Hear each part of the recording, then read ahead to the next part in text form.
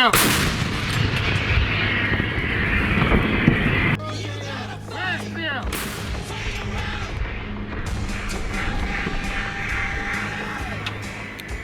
Да.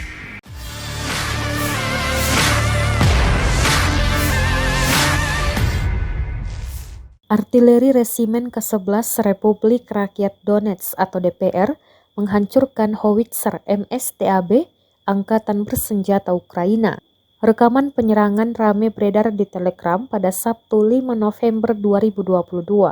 Dalam keterangan unggahan disebutkan operator UAV dari Resimen Pengawal ke-11 mengungkapkan posisi penembakan howitzer MSTAB Angkatan Bersenjata Ukraina yang menyamar di area hutan. Tembakan artileri segera diarahkan ke sasaran, akibatnya senjata itu dihancurkan.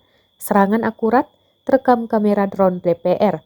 Sayangnya tidak dijelaskan lokasi penyerangan tersebut. Dan diketahui, perang yang terjadi di antara pasukan militer Rusia dengan Ukraina hingga Sabtu 5 November 2022 telah berlangsung selama 255 hari.